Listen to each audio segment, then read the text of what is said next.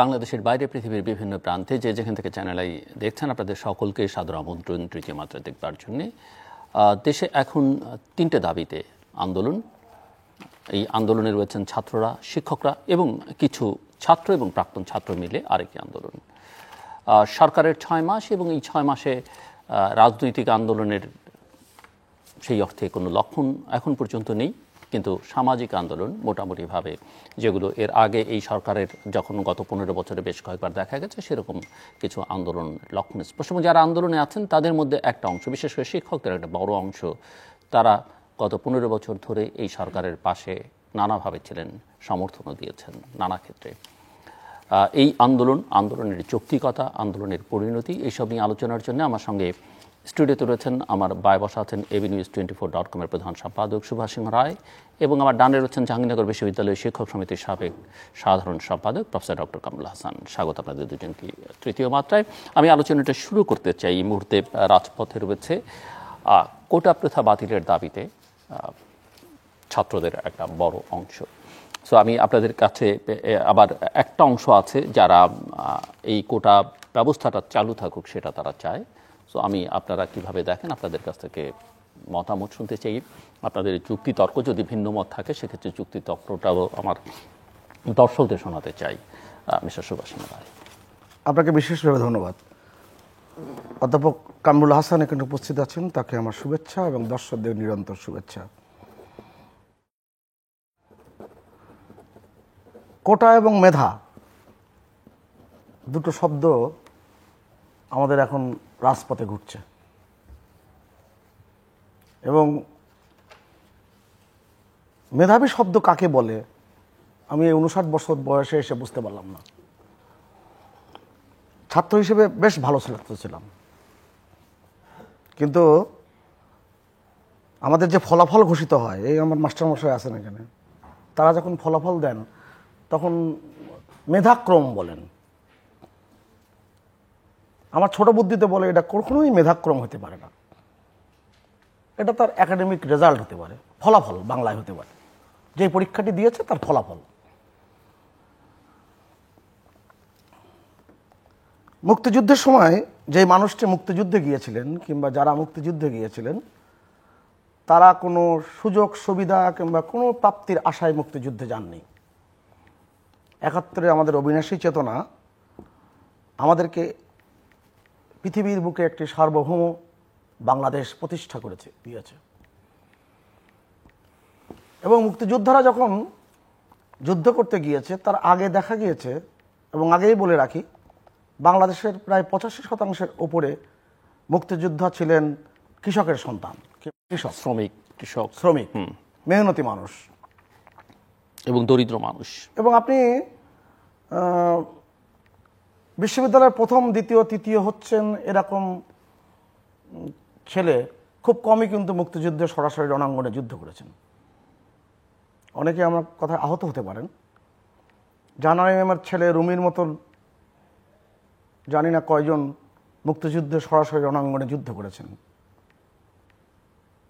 এবং সেই মুক্তিযোদ্ধারা যখন মাঠে কাজ করছিল, হয়তোবা তার কিছুক্ষণ আগে তার বাড়ির থেকে, বাসার থেকে, তার কুড়ে ঘর থেকে তার স্ত্রী মাথায় গামলা করে পান্তা ভাত কিংবা ভাত, করকরে ভাত, হয়তো একটু পেঁয়াজ, একটা মরিচ, এটা নিয়ে গামছা দিয়ে বেঁধে মাথায় করে মাঠে আসছিল তার স্বামীকে খাবারের জন্য।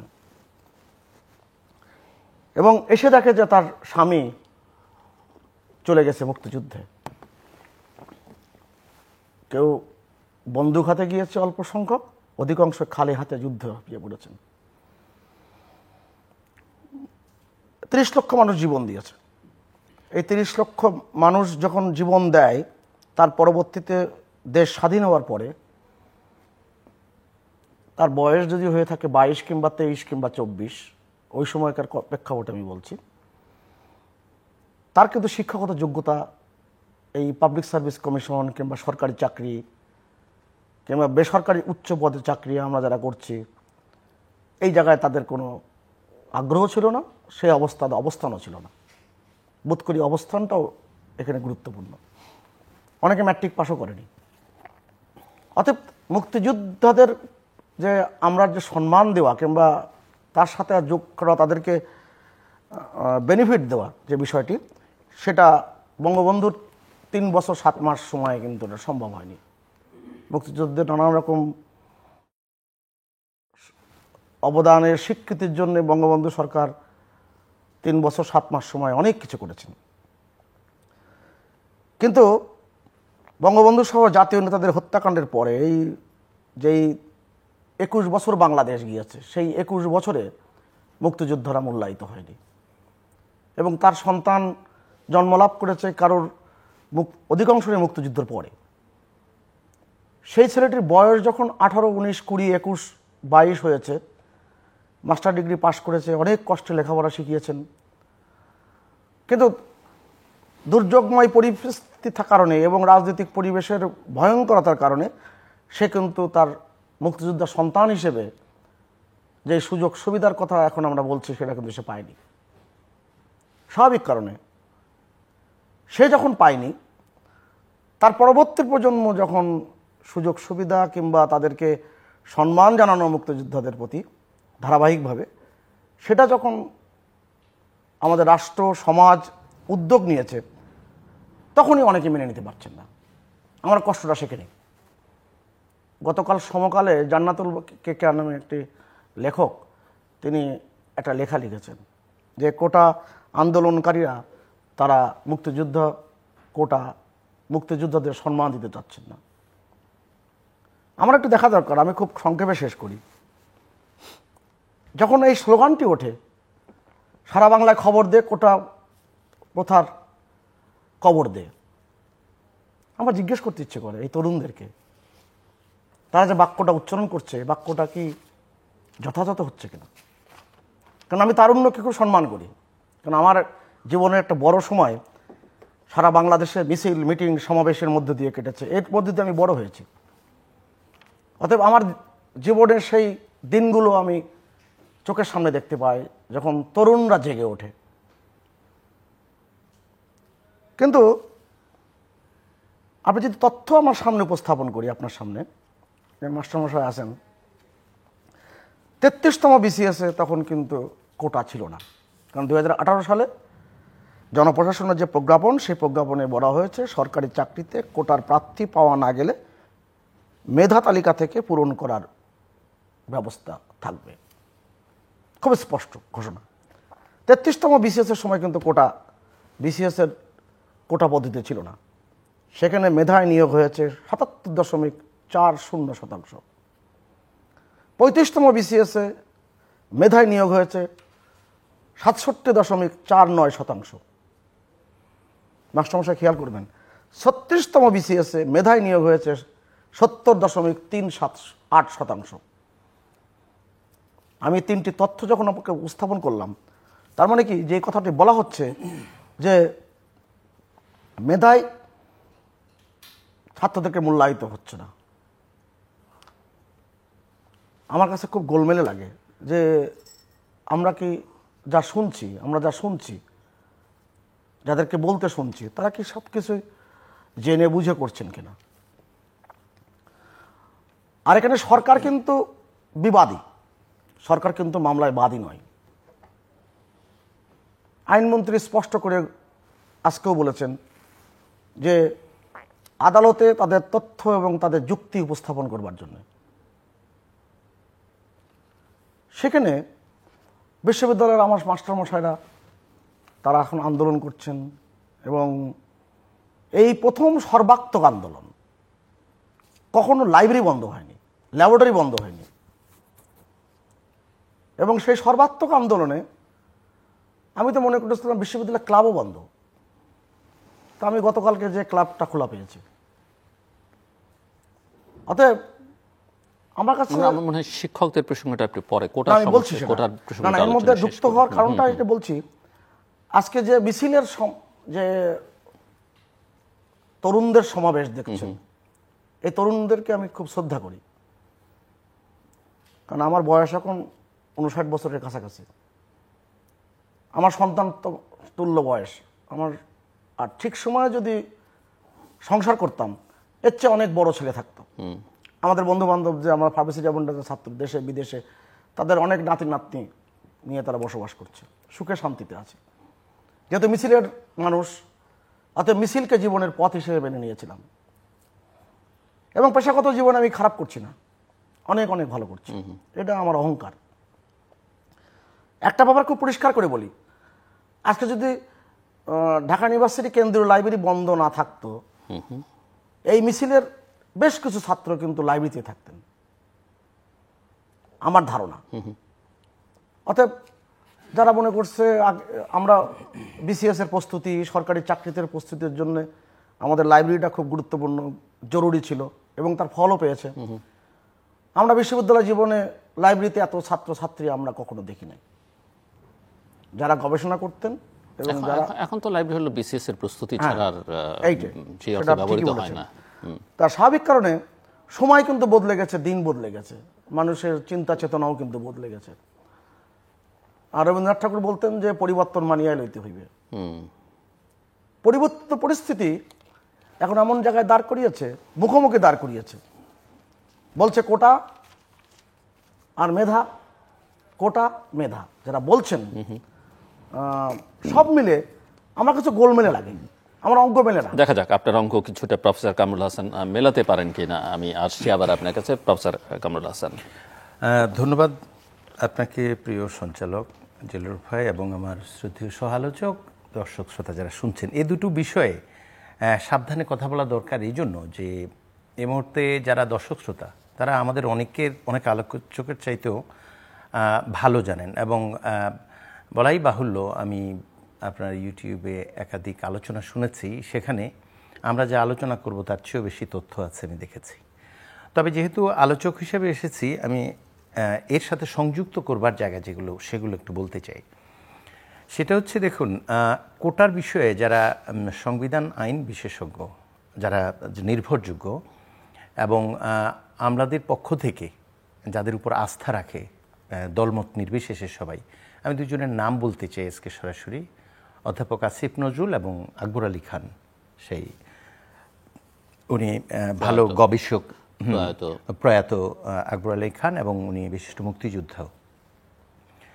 আমি আপনার আলোচনাতেই এক জায়গায় দেখেছি যে 2008 সনে তিনি যখন রেগুলেটরি কমিশনের প্রধান ছিল, সেখানে একটা গবেষণায় উনি দেখেছিলেন যে আমাদের সংবিধানের যেই জায়গাটায় এই সুযোগটা আছে, উনি পার্টিকুলারলি যেটা বলছেন আমি দেখেছি সেটা, জি জি, উনি বললেন যে আসলে সংবিধানে সমতার কথাই তো আসলে মূল, এবং ওনার এই কথাটা ঠিক এই জন্য যে ব্রিটিশদের সাথে আমাদের যে বিভাজনটা হয়েছে সেটা কৃষক জমিদারদের এই ব্যবধান থেকে আমরা কিন্তু মুক্ত হতে চেয়েছিলাম। আমরা তারপরেও তো 47-এ যখন আমরা ভাগ করি তখনও কিন্তু বৈষম্যের কারণেই হয়েছি। মুসলমানরা অপেক্ষিত অনগ্রসর ছিল, একটু পিছিয়ে ছিল, এবং নানা কারণে তাদের স্বার্থ রক্ষার জন্য আমরা আলাদা হয়েছে। এবং তৎকালীন পাকিস্তানের জাতির পিতা জিন্নাহ সাহেব, তিনি নিজেও কিন্তু প্রাদেশিক পরিষদের প্রথম অধিবেশনে বলেছিলেন যে আমরা আলাদা হয়েছি, কিন্তু দুটো জিনিস খেয়াল রাখতে হবে, একটা হচ্ছে দুর্নীতি আর একটা হলো স্বজনপ্রীতি। পাকিস্তান 47-এর পর থেকে আমরা স্বাধীন হয়েছি 1971 সনে, এই পুরো সময়টাই ঠিক যা বলেছে তার উল্টো কাজ করেছে, এবং পুরো সময়টাই আমাদের সংগ্রাম করতে হয়েছে। অনেক রক্তের বিনিময়ে, এই মুক্তিযোদ্ধাদের রক্তের বিনিময়ে আমাদের দেশটা হচ্ছে তাদের রক্তে রঞ্জিত, এবং জীবিত মুক্তিযোদ্ধাদের নির্ঘুম চেষ্টা, অনেকেই আমরা যুদ্ধ করতে পারিনি, কিন্তু আমরা নানাভাবে বিভিন্ন জায়গায় ছিলাম, কিন্তু আমাদের মুক্তিযুদ্ধের পক্ষে অবস্থান ছিল। কিন্তু যারা সক্রিয়ভাবে রণাঙ্গনে মুক্তিযুদ্ধ করেছে, প্রাণ দিয়েছে, কিংবা বিজয় অর্জনে সাহায্য করেছে, তাদের এই রক্তের বিনিময়, যেটা তাদের রক্তের ঋণ শোধ করার যে জায়গাটা, সেই জায়গাটা আমরা শুরু থেকে ব্যর্থ হয়েছি। আপনাদের যারা এই বিষয়ে যথেষ্ট তথ্য রাখেন এবং আলোচনা করেন, তাদের আলোচনায় আমি লক্ষ্য করেছি যে 1972 সনের পর থেকেই, বিশেষ করে আমরা যদি সেই ইন্টারিম যেই ইয়েটা আমাদের পলিসিটা ছিল এই নিয়োগের বিষয়ে, সেটা তো এই আলোচনায়, আপনাদের আলোচনায় আমি দেখেছি যে বক্তব্যটা এসছে, সেটা হলো, আমি নিজে সংবিধানের ওই অংশটা পড়িনি, কিন্তু আমি নির্ভর করি আপনাদের আলোচনায়, আসিফ নজরুল কিংবা আকবর আলী খানের আলোচনায়। সেখানে সাময়িকভাবে এই কোটার যে ব্যবস্থাটা সেটা করা হয়েছে, এবং তখন প্রায় 350 নিয়োগ দেওয়া হয়েছে, কিন্তু পরবর্তীতে দেখা গেল যে এই বিষয়টার যে ইমপ্লিকেশন আপনারা হয়তো আলোচনায় বলেননি, কিন্তু তাদের যে পারফরমেন্স এবং প্রত্যাশার যে জায়গাটা সেটা পূরণ করতে পারেনি বলে কোটার এই শতাংশটা আসলে কমিয়ে এনে এটাকে বাতিল করা যায় কিনা সেই পরামর্শ দিলেও, কিন্তু আবার পরবর্তীতে 1997 সনে দেখলাম বর্তমান শাসক দল আবার প্রায় 56% কোটা নিয়ে এসছে, যেখানে মুক্তিযোদ্ধাদের 30% ছিল। আর তো হিসাব সবাই জানেন, এটা আর সময় নষ্ট না করি। তাহলে মেধার ভিত্তিতে 45% কিংবা 44% আর ওখানে 56 চলে গেল। এখন প্রশ্ন হচ্ছে ডক্টর আকবর আলী খানের যে গবেষণা, সেই জায়গাটায় আমি এটা বলতে চাই। তিনি যে জিনিসটি বলছেন, ইকুয়ালিটি এবং ইকুইটির দুটো ইস্যু আছে। আমি নিজেও নীতিবিদ্যা এবং ডেভেলপমেন্ট এথিক্সে কাজ করি। তো ইকুয়ালিটি হচ্ছে যে 10 জনের মধ্যে 10 টাকা ভাগ করে দেওয়া, আর ইকুইটি হচ্ছে যে 10 জনের মধ্যে 5 জন যদি খুব অর্থশালী হয়, বাকি অভাবী 5 জনকে 2 টাকা করে দেওয়ার সমস্যা নেই। কিন্তু প্রশ্ন হচ্ছে, তার মানে 5 জনকে বাদ দিলে ওই 5 জনের মধ্যে আপনি বন্টন করতে পারেন। That is call equality for the equals. যে 5 জনকে দিচ্ছেন না, তাদের সামর্থ্য আছে, অতএব তারা না পেলেও বঞ্চিত নয়, আর যাদের নেই তাদের মধ্যে বন্টনের সময় আপনি সমভাবে করবেন। কোটা আন্দোলনে আমাদের শিক্ষার্থীরা, আমাদের সন্তানরা যেই বক্তব্যটা দিচ্ছে সেটা হচ্ছে তারা কোটা বাতিল চায়নি। তারা বলেছে যে এই মুহূর্তে আমাদের শিক্ষার্থী যারা গ্র্যাজুয়েট হচ্ছে এবং যাদের যোগ্যতা আছে এই দেশকে সার্ভ করার, এই প্রতিযোগিতামূলক পরীক্ষা নিজেদের প্রমাণ করে, সেখানে দেশের সংবিধান এবং প্রয়োজন এই দুটো মাথায় রেখে কথা বলেছে। সংবিধানের কথা যদি বলি, ডক্টর আকবর আলী খান প্রয়াত, ওনার যে বক্তব্যটা সেটা হচ্ছে যে হ্যাঁ, সমতা আমাদের সংবিধানের মূল বিষয়, কিন্তু বিশেষ ক্ষেত্রে ব্যতিক্রমের যে জায়গাটি বলেছেন, এবং আমাদের অনুচ্ছেদ 15-তে এই বিষয়টি বলা আছে, আপনারা বলেছেন, এবং আমি একাধিক বক্তার বক্তব্য শুনেছি। তার মানে হচ্ছে যে আমরা সেই কারণেই ওই বিশেষ ইন্টারিম যে পলিসিটা রিক্রুটমেন্টের কোটা থেকে এটা করেছেন, কিন্তু এটা কন্টিনিউশনের কোনো আসলে মুক্তিযুদ্ধের চেতনার সাথে এটা সম্পর্ক নেই। উনি বলছেন যে আমাদের সংবিধানের সাথেও নেই। সংবিধানের সাথে বলছে যে যেখানে বিশেষ অনগ্রসর অংশ যারা পিছিয়ে আছে তাদের দিতে হবে। এখন মুক্তিযোদ্ধা তো কয়েকজনের আলোচনায় শুনলাম, যেমন জিয়াউর রহমানের সন্তান তারেক জিয়া, তিনিও তো মুক্তিযোদ্ধার সন্তান, তার সন্তান জাইমা রহমান, সে তো মুক্তিযোদ্ধার নাতনি। এখন ওরা কি অনগ্রসর অংশ? কিংবা জিল্লুর রহমান সাহেবের সন্তান পাপন, তিনি তো মুক্তিযোদ্ধার সন্তান। এরকম অসংখ্য, স্বয়ং প্রধানমন্ত্রী মুক্তিযোদ্ধার নেতৃত্বে দেওয়া একজন মানুষ, তারা তো মুক্তিযোদ্ধার সম্মান দেওয়া যেতে পারে, উনি কি অনগ্রসর? ফলে অনগ্রসর শব্দটাকে it should be revisited and redefined properly. Akbar Ali Khan তার গবেষণায় এই জিনিসটাই বলছেন যে এই বিষয়টা আসলে we got the point wrong, যে এখানে যে জিনিসটা বলা হচ্ছে সত্যিকার অর্থেই যারা পিছিয়ে আছে, যাদের সুবিধা দেওয়া দরকার, আমরা ওই জায়গায় দিতে পারি। তবে এই বিশেষ ক্ষেত্রে সুবিধা দেওয়াটা কি করে 56% হয় সাধারণ মেধার ভিত্তিতে, যেখানে 45%, এটা কি করে হয়? বিশেষ তো বিশেষ, এবং তার সংখ্যা কত শতাংশ হওয়া উচিত? সেইখানে কোটা সংস্কার আন্দোলনে 2018-তে যখন তারা বিজয় অর্জন করেছে, আপনি জানেন যে সেখানে কি পরিমাণ মূল্য দিতে হয়েছে। শাসক দলের ছাত্র সংগঠন নানাভাবে প্রেশার তৈরি করার মধ্যেও তারা কিন্তু অর্জন করেছে, এবং আমরা লক্ষ্য করেছি সরকার বোধহয় একটু বিরক্ত হয়ে এই সব কিছু, মাথা ব্যথা হয়েছে, মাথা কেটে দিয়েছে, এবং তখন আমরা বুঝতে পারিনি। এখন আমরা যখন বুঝতে পারছি যে আপনি সড়ক সংস্কার আইন যেগুলো, সেগুলো বাতিল করে দিচ্ছেন, আপনি কোটা সংস্কারের এই জায়গাটায় রিট হচ্ছে এবং সেটা 18 পরিপত্র বাতিল করে দিচ্ছে, এই সবই হচ্ছে যে পরিস্থিতি মোকাবেলার জন্য সাধারণত ডিকটেটরস ডিলেমা এটা বলা হয়, যে প্রভাবশালীরা কখনো কখনো পরিস্থিতি মোকাবেলা করার জন্য কিছু সিদ্ধান্ত নেয়। এবং এটা আমি প্রায়ই বলি যে এলাকার মোড়লরা অনেক সময় সবচেয়ে অন্যায় করা তার অনুচর বা তার সহপাঠী যে ধর্ষণের মতো অপকর্ম করলেও তাকে চট থাপ্পড় দিয়ে বিচার হয়ে গেছে বলে দিয়ে জনগণকে শান্ত করতে চায়, অথচ এটার বিচার হলো মৃত্যুদণ্ড। তাহলে বিষয়টি কি এরকম যে আমাদের যখনই কোনো চাহিদা হয়, সেটা গণতন্ত্র উদ্ধারের সংগ্রামই হোক অথবা ছাত্রদের এই কোটায় ন্যায্য সংস্কারের যে দাবি, সেই দাবিটি না মেনে যখন অভিমান বা এক ধরনের ক্ষোভ থেকে সিদ্ধান্ত দেয় এবং পরবর্তীতে এইভাবে আবার ওগুলোকে রিভাইভ করার চেষ্টা করা হয়, তাহলে কি আমরা এটা মনে করব যে এগুলো সবগুলো আসলে এক সূত্রে গাঁথা এবং শুধুমাত্র পরিস্থিতি মোকাবেলার জন্য? তাই আমি যেটা মনে করি যে তাদের দাবিটি, আমি এখানে এই জায়গায় শেষ করতে চাই, আমার একটা বক্তব্য আছে যে তারা আসলে যে জায়গাটিতে দাবিটি করেছে সেটা খুবই ন্যায্য। এক, তারা যেটা বলছে যে 18 যে পরিপত্র, দেখুন এটা সবাই জানে, তবু আমি এই দুটো বাক্যে একটু বলতে চাই, এই পর্যায়ে শেষ করতে চাই বলে, সেটা হচ্ছে যে তারা বলছে যে 18 পরিপত্রটা আসলে বহাল রাখুন, এবং এই ক্ষেত্রে যদি কমিশন করার প্রয়োজন হয়, দে আর সো সেন্সিবল, তারা তো বলেনি যে এটাকে বাতিল করেছেন যেটা সেটাই রেখে দেন, এবং তাদের পুরনো দাবি এটা ছিল না। তারা বলছে 10% রাখেন। এখন আচ্ছা, আমাদের মুক্তি স্বাধীনতার এত বছর পর মুক্তিযুদ্ধের সন্তান এবং তাদের যে নাতি নাতনি, তারা যেই পরিমাণ চাকুরি পেয়েছে, এখন ঠিক 30% চাকরি দেবার মতো উপযুক্ত প্রার্থী আছে কিনা সেটা সন্দেহ। এবং উপযুক্ত প্রার্থী না থাকার কারণে আমি আপনার আলোচনায় কোনো একটা জায়গায় দেখেছি যে আপনার একটা আলোচনায় দেখেছি যে এখানে একটা বিশাল সংখ্যক আপনার চাকরি, প্রায় 3000-এর উপরে পদ শূন্য রয়েছে। তাহলে আমরা উপযুক্ত প্রার্থী যদি না পাই, তাও হচ্ছে 28 থেকে সম্ভবত 30 বা 31তম বিসিএস পর্যন্ত, তাহলে এই কয় বছরেই যদি এতগুলো পদ খালি থাকে, তাহলে মুক্তিযোদ্ধা আমাদের এই বিশাল অবদান রাখা, আমাদের এই যে গর্বের জায়গা যেটা তাদের সন্তান কিংবা নাতি, তাদের পক্ষ থেকে তাদের ন্যূনতম মেধার প্রমাণ রেখে ওই পদ পূরণ করার যে যোগ্যতা, সেটাও কিন্তু পূরণ করতে পারছে না। ফলে দাবিটি এই জন্য ন্যায্য যে আমরা দেশকে যদি সঠিকভাবে লক্ষ্যে পৌঁছাতে চাই, তাহলে আমাদের যেই পরিমাণ গভর্নমেন্ট সার্ভেন্ট আমি বলছি যে দরকার, সেই পরিমাণ যদি কর্মকর্তা নিয়োগ দিতে না পারি, তাহলে আমরা প্রত্যাশিত সেবা তো পাবো না, তাহলে আমরা তো বঞ্চিত হচ্ছি এই জায়গাটা। দাবিটা সঠিক মনে হচ্ছে আমার। আমি মাস্টারমশাইয়ের কথা সবসময় মন দিয়ে শুনি, আজও ব্যতিক্রম না। কার কথা মনোযোগ দিয়ে শোনেন না আপনি? আমার কথা, বিশেষ করে মাস্টারমশাইয়ের কথা আমারটা শোনেন না? না, সেটা তো আপনি সঞ্চালক হিসেবে আসেনি।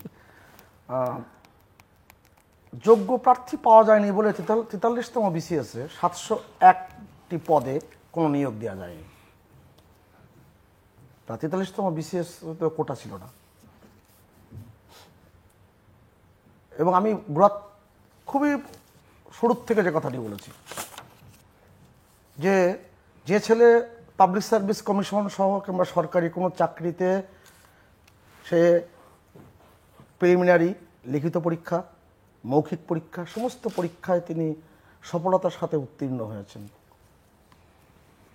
দেখা গিয়েছে যে এই মেধার যে বিন্যাস বলা হচ্ছে, সেই মেধার বিন্যাসে 0.40 কিংবা 4.5-এর ব্যতিক্রম থাকার কারণে সে মেধাহীন হয়ে যাচ্ছে।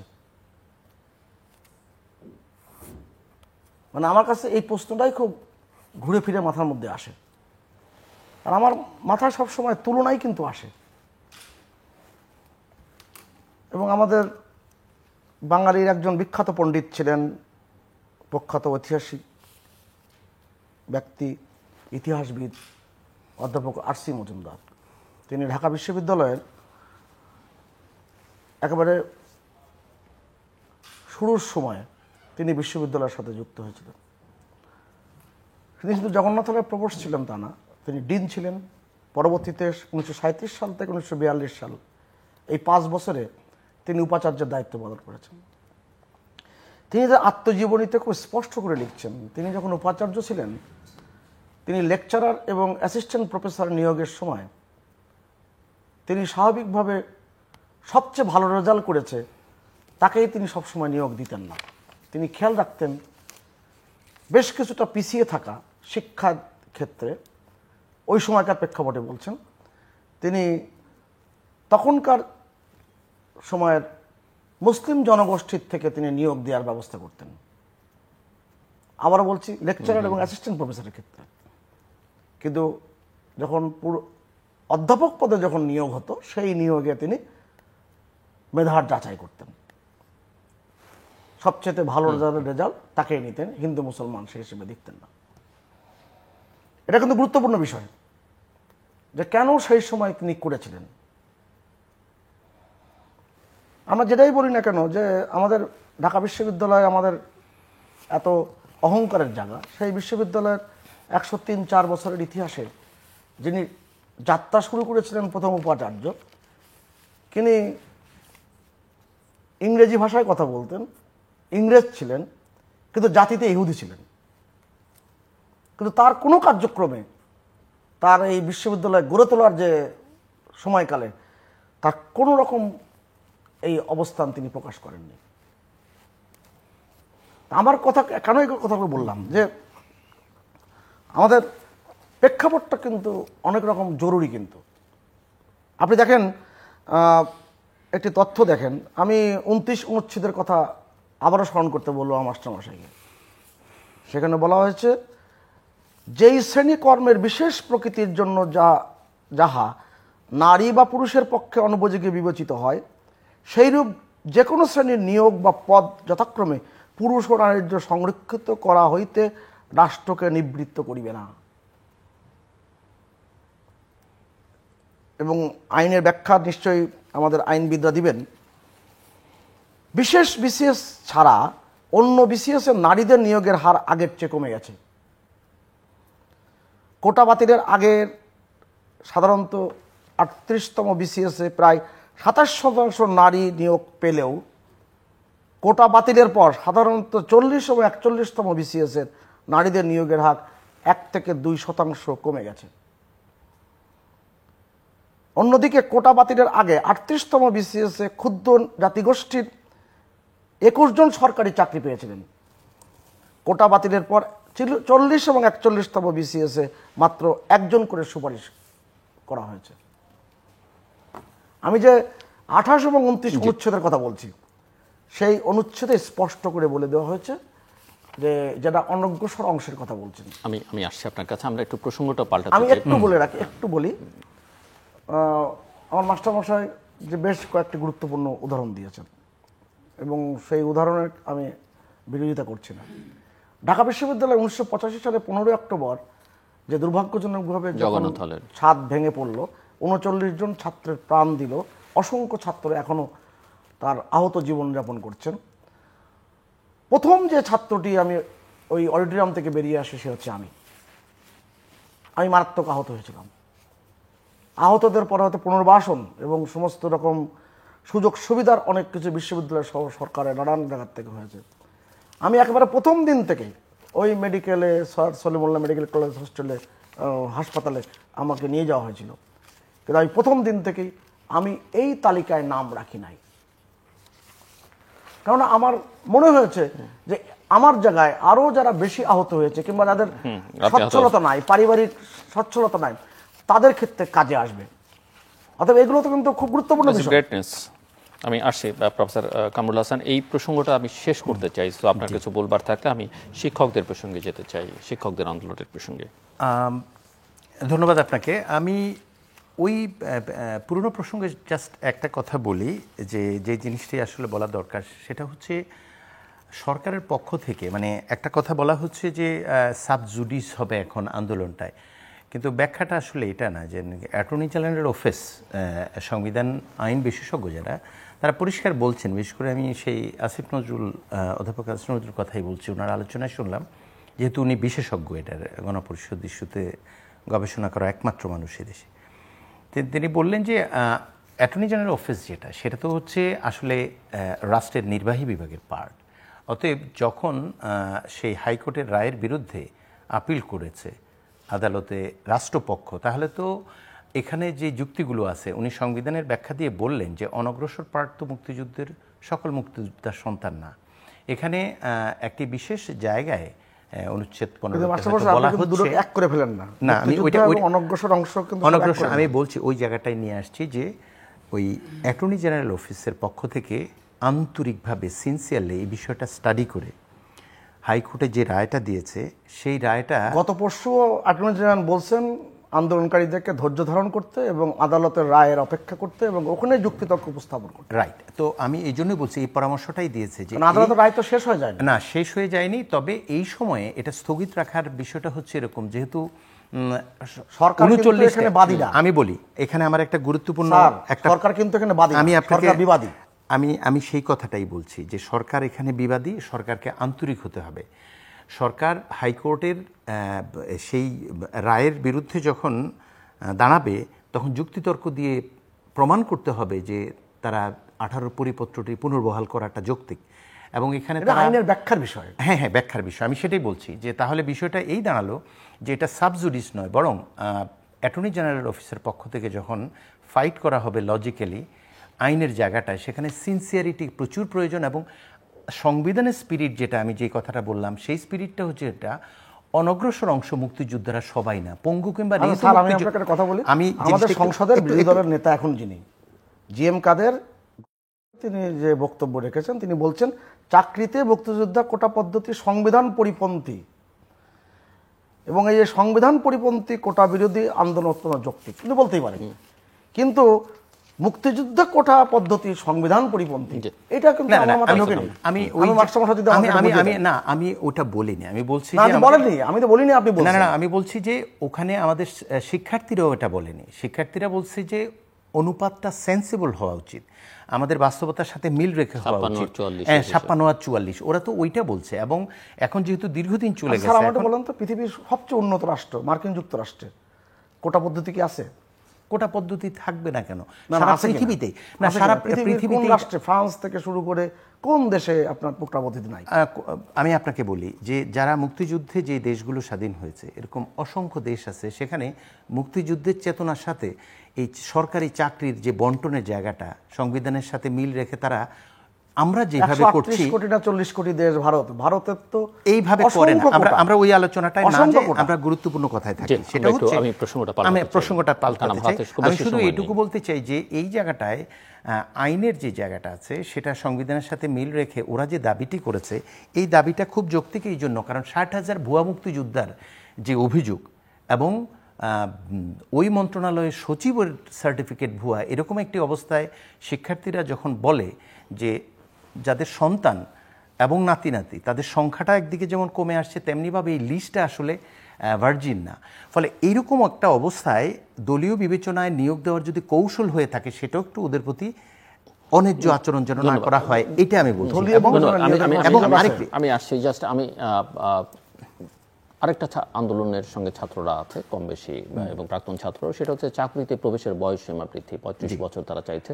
জাস্ট 2 মিনিট করে আমি পরে শিক্ষকদের প্রশ্ন দিব, আপনার মতামত, এবং পরে বিশ্বাস সুভাষিনী রায়। আমি এই বয়সের যে বিষয়টা, সেটা এই জন্য বলতে চাই যেহেতু আমাদের অনেকটা এরকম হয়ে গেছে আর কি, যে আপনার অনেক শিক্ষার্থী আছে সহাবস্থান না থাকার কারণে তারা বিশ্ববিদ্যালয়ে যেতে পারছে না, ফলে তাদের শিক্ষা জীবন শেষ করবার জন্য বিশেষ বিবেচনা দিতে হয়।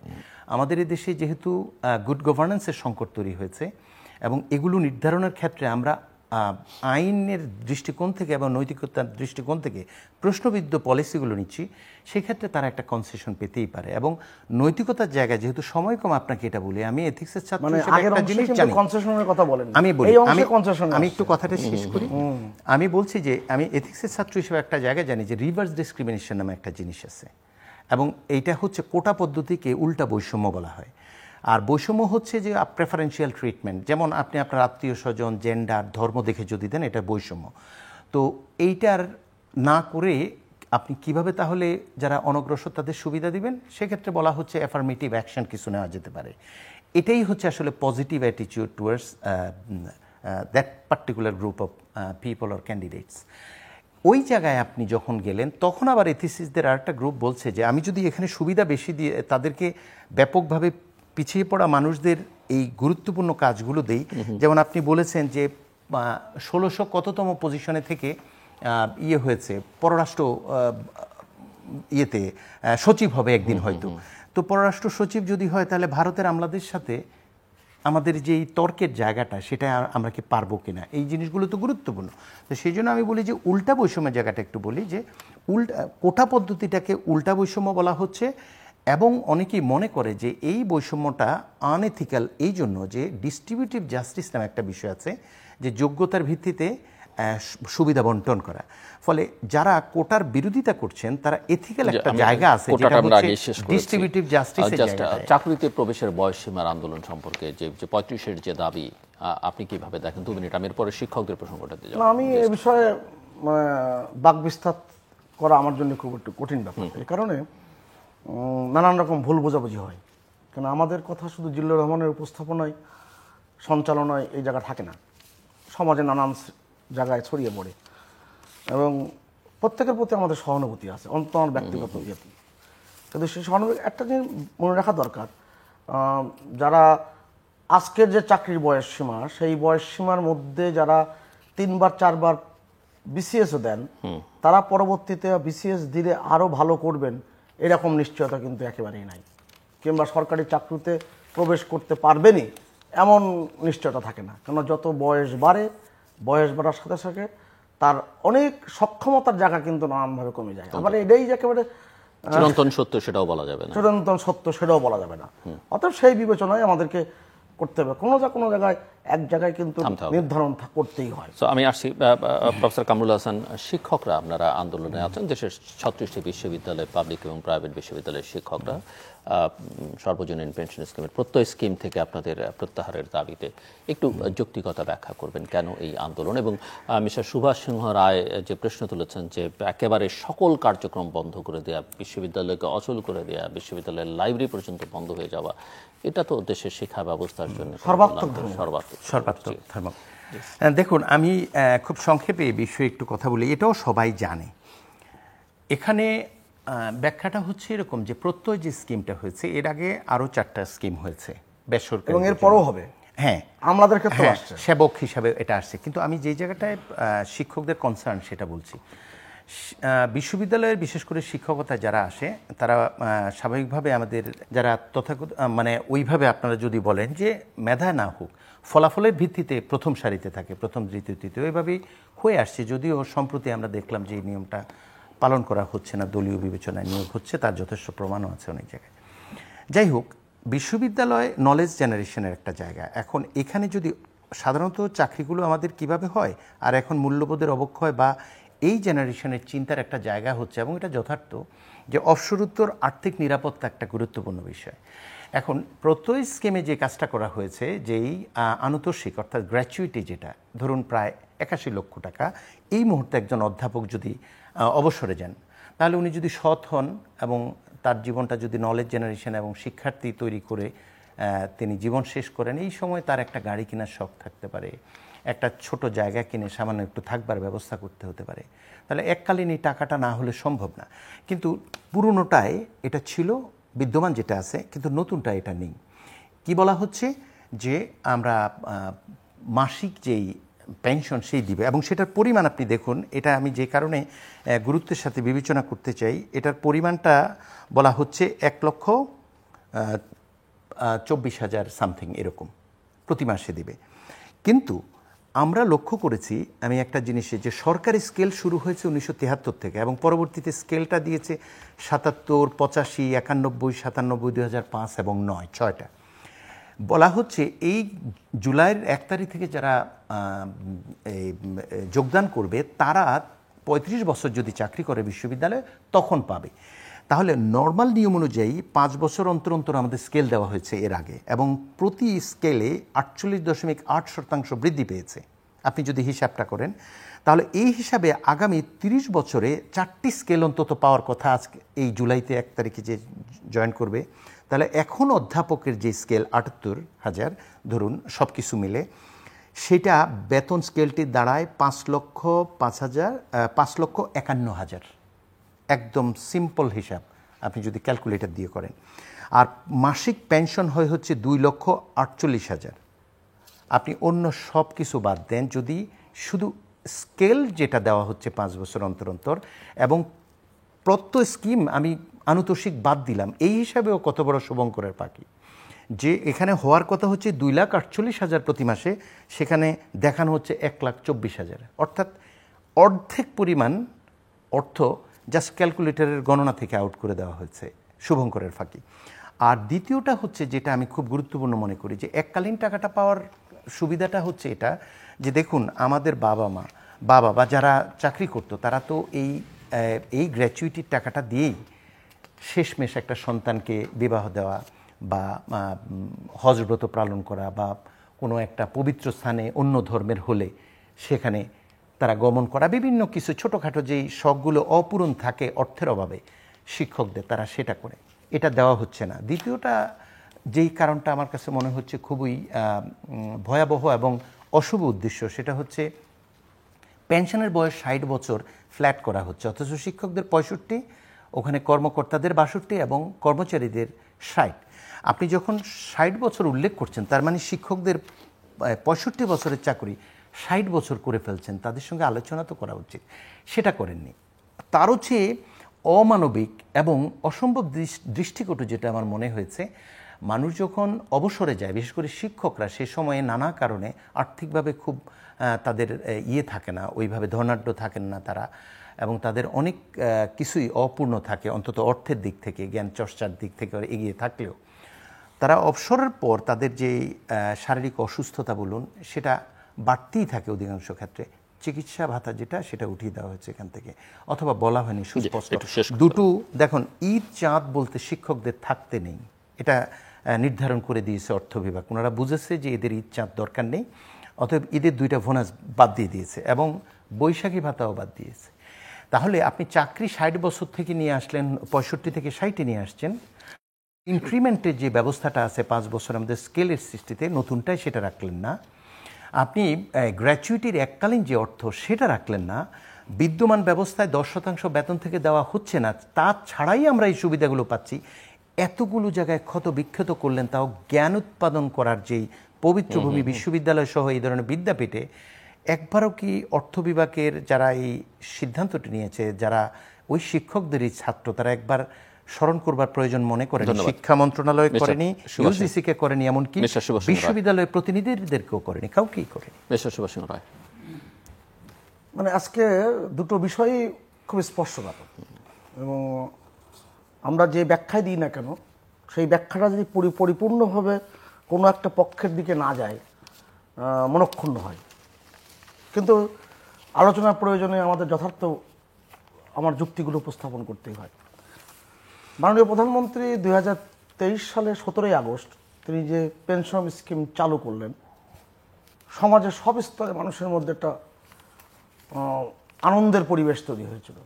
আপনি দেখেন প্রগতি, যেটা বেসরকারি প্রতিষ্ঠানের মালিক এবং কর্মচারীদের জন্য হলো, তার দর্শনটা হলো এরকম: প্রতিষ্ঠানগুলো পেনশনের যে চাঁদার অর্ধেক দেবে আর কর্মচারীরা অর্ধেক দেবে।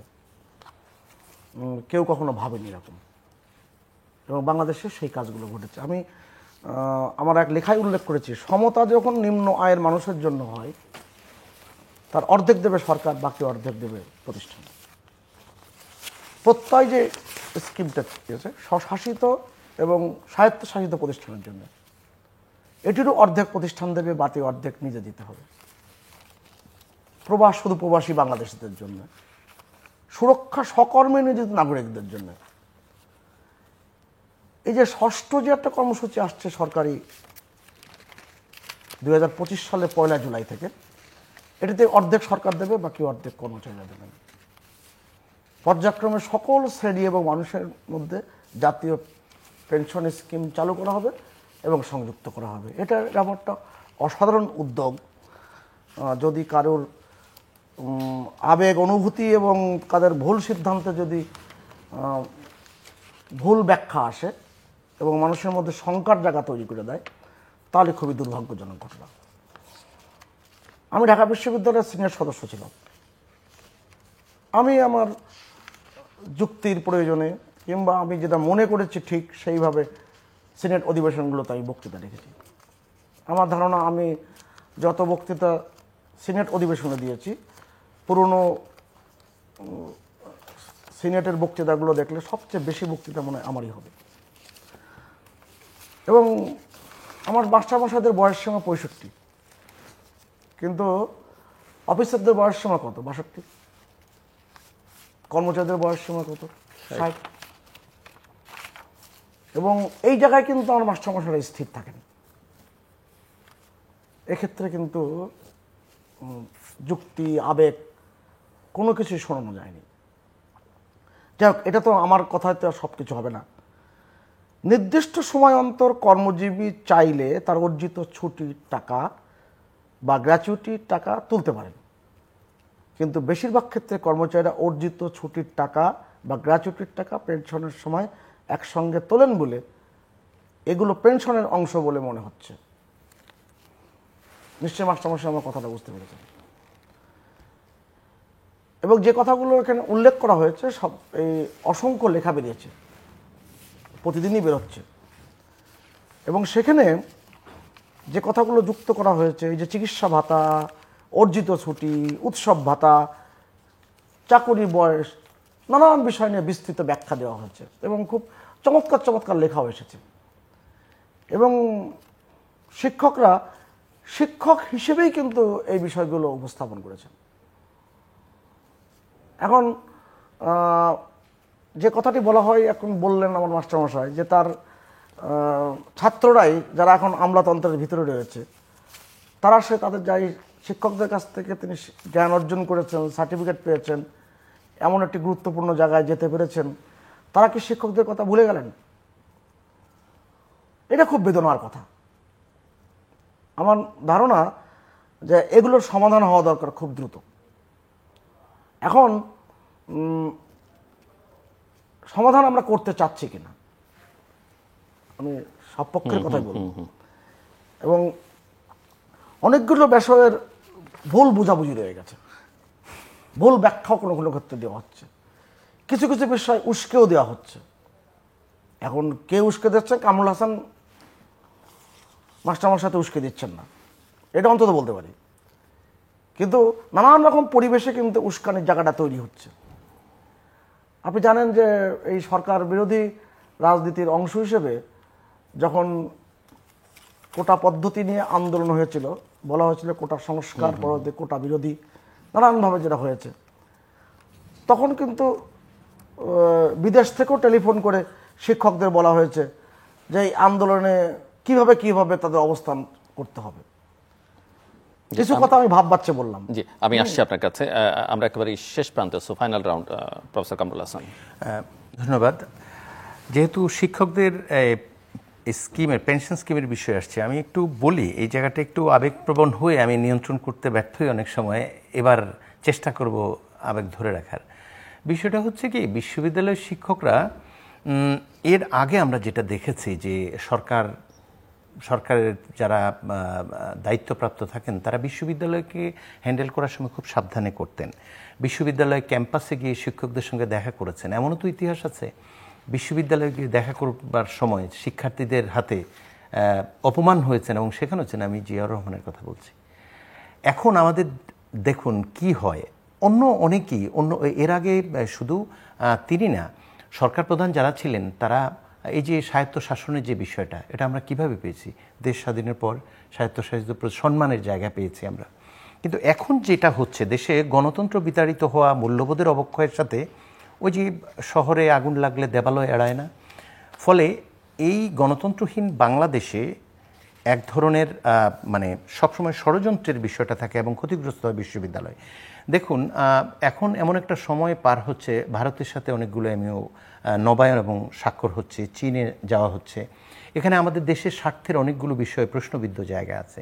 অনেক সমালোচক মনে করেন এরকম স্পর্শকাতর দেশের সার্বভৌমত্বের সাথে জড়িত কিছু বিষয় আছে, করিডোর, কানেক্টিভিটির নামে করিডোর দেওয়া যেটা, কিংবা মানে চীনের সাথে যেই চুক্তিগুলো হবে সেখানে আমি প্রচুর ঋণ নেওয়া, যেখানে অর্থনৈতিকভাবে ভয়াবহ দুর্গতিতে বাংলাদেশ আছে এবং এই ঋণ পরিশোধ করবার ব্যর্থতা আমরা দেখছি ইতিমধ্যেই হচ্ছে। আর 2027-এ মেগা প্রকল্পের যেই গ্র্যাচুইটি পিরিয়ড শেষ হলে কি ভয়াবহ অবস্থা হবে সেটা কেউ জানি না। অনেকেই সন্দেহ করছেন যে শিক্ষকদের গ্র্যাচুইটির এই টাকা আসলে একটা সময় আমাদেরটাও আটকে যাবে, এটা ওই 30 বছর পর না।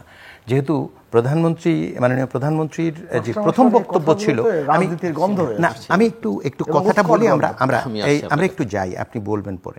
তো এটা অনেকেই মনে করেন যে এই স্পর্শকাতর, যেমন চীনের যে প্রজেক্টগুলো হবে সেখানে 15 থেকে 25% অতিরিক্ত খরচ হবে, এই জন্য যে ঠিকাদার সুনির্দিষ্ট থাকে, ওখানে ওপেন টেন্ডার হয় না। এবং যখন আমরা অগণতান্ত্রিক একটা নতজানু এবং দুর্বল সরকার থাকে, যাদের কন্টিনিউশনটা সরকারি গুরুত্বপূর্ণ থাকে, দেশের মানুষের স্বার্থ নিয়ে আসলে দর কষাকষির জায়গা দুর্বল থাকে, সমালোচকরা মনে করেন এরকম দুটো অর্থনৈতিক দুরবস্থায় টিকে থাকবার শেষ চেষ্টা হিসাবে এই সময়টায় যেন বিরোধী দল একটা আন্দোলন তৈরি করতে না পারে, কিংবা যারা ইতিবাচক সমালোচনা করার বুদ্ধিজীবী সমাজ রয়েছেন, যদিও বিশ্ববিদ্যালয়টা একেবারেই কমে গেছে এখন, তারা যেন এই বিষয়টায় মনোযোগ না দিয়ে নিজেদের পেনশন স্কিমের এই জায়গাটা কনসেন্ট্রেট করেন এবং শিক্ষার্থীদেরকে ব্যাপকভাবে অন্য একটি জায়গায় দিয়ে পুরো দৃষ্টিভঙ্গিটা আসলে এই দুইটাকে একটা ঢাল হিসেবে ব্যবহার করার চেষ্টা করা হচ্ছে কিনা আমি জানি না। আমি যদি ভুল প্রমাণিত হই খুবই খুশি হব। তবে আমি সরকার বাহাদুরকে এটা বলতে চাই যে বাংলাদেশ আওয়ামী লীগের নেতৃত্বে দেশটি স্বাধীন হয়েছে এবং সেই আওয়ামী লীগ কিন্তু সরকারে আছে, যেভাবেই থাকুক আছে, কিন্তু সময় শেষ হবার আগে তাদের মধ্যে ভাববার একটা বিষয় আছে যে দেশটা থাকলে ক্ষমতায় থাকা যাবে, দেশটায় শিক্ষিত জনগোষ্ঠী সঠিকভাবে প্রশাসনে আসলেই দেশটা অগ্রগতি হবে। আর এসব যদি না হয় কাঠগড়ায় দাঁড়াতে হবে এই দলটাকে এবং বিশেষ করে এই 3 বার অগণতান্ত্রিক প্রক্রিয়ায় প্রায় রাষ্ট্র ক্ষমতা দখলকারী এই সরকারকে। সেই জন্য সময় শেষ হওয়ার আগে একজন শিক্ষক হিসাবে আমি কোনো এই জায়গাটায় কেউ যদি রাজনীতির গন্ধ পান আমি কষ্ট পাবো, আমি এই জায়গায় যেতেই চাই না। কারণ শিক্ষক হিসাবে আমি যে পরিচয়টা পেয়েছি এর চেয়ে বড় পরিচয় কী দিবেন আমাকে? আমি যদি বাংলাদেশ স্বাধীন না হতো, আমার আবেগের জায়গাটা, আমি স্কুলের মাস্টারও হতে পারতাম না। অভিন্ন ভারতে আমার পজিশন এটা থাকতো। ইভেন পাকিস্তান আমলেও একজন আর্মি অফিসার হওয়া, বিশ্ববিদ্যালয়ে পজিশন পাওয়া বা পুলিশ হওয়া, এটা আকাশের চাঁদ ছিল। এই স্বাধীন বাংলাদেশে আপনারা কোটা পদ্ধতিতে আমাদের মেধাবীদেরকে যেই অভিযোগে আমরা স্বাধীন হলাম সেই দুঃশাসনটা কন্টিনিউ করা যাবে না। দ্বিতীয়টা, বিশ্ববিদ্যালয়ের পক্ষ থেকে দায় নিতে চাই এক বাক্যে যে আপনি দেখুন, একটা উদাহরণই আমি আশা করি যথেষ্ট হবে। সেটা হচ্ছে আমরা বিশ্ববিদ্যালয়ের শিক্ষকরা কেন সরকারের, আমি সরাসরি বলতে চাই মাননীয় সড়কমন্ত্রী এবং শাসক দলের সাধারণ সম্পাদক, তিনি সময় দিয়ে রাষ্ট্রীয় ব্যস্ততা দিয়ে বিশ্ববিদ্যালয়ের শিক্ষকদের সাথে কথা বললেন, যেখানে 39টি বিশ্ববিদ্যালয় এবং সমস্ত শিক্ষা কার্যক্রম বন্ধ, কোনটা বেশি গুরুত্বপূর্ণ? শিক্ষকরা তাদের মর্যাদা হারিয়েছে শুধু সুবিধা পাওয়ার জন্য, এবং সেই কারণেই এই ভুক্তভোগী হচ্ছি আমরা। শিক্ষকদেরকে দায় নিতে হবে। মাস্টারমশাই সুযোগের সদ্ব্যবহার করেছেন এবং তার রাজনীতির যা বিশ্বাস সেই বিশ্বাস পুরোটাই উগলে দিয়েছেন। তা 1/3 মাত্রায় সব কিছু উগলে দিলে তো আর কিছু বাকি থাকে না। আমি একটা কথা খুব পরিষ্কার করে বলি যে এখানে রাজনীতির কোনো বিষয় নেই, এবং রাজনীতি নিয়ে যারা এই ব্যাপার নিয়ে মাথা ঘামাবেন, গবেষণা করবেন, রাজনীতি সবকিছুতেই আছে না, ওই তথাকথিত রাজনীতি, চলমান রাজনীতির যে কথাগুলো তিনি সব এনেছেন, কি না আনেননি? অর্থনৈতিক, রাষ্ট্র অর্থনৈতিকভাবে পিছিয়ে পড়া, তারপরে রাষ্ট্রীয় যে সমস্ত সংকটের কথা প্রায় বলা হয় বিরোধী দলের পক্ষ থেকে, একেবারে পল্টনে যে ভাষণ স্যারকে নিয়ে যে কালকে সকালে যেটা দেওয়া হবে সেটা আজকে 3য় মাত্রায় দিয়ে দিলেন। যাই হোক, নির্দিষ্ট বিষয়ে যদি আমরা কথা বলতে চাই, আমাদের একটা কথা উল্লেখ করি, বর্তমানে বেশিরভাগ প্রতিষ্ঠানে পেনশন বা গ্র্যাচুইটি নেই, এটা তো মানতে হবে।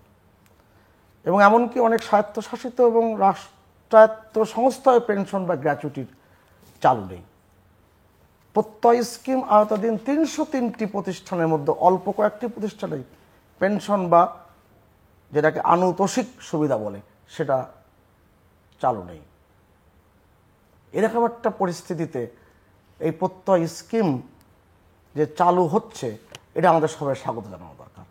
ভুলভ্রান্তি আছে, অঙ্কের গন্ডগোল আছে।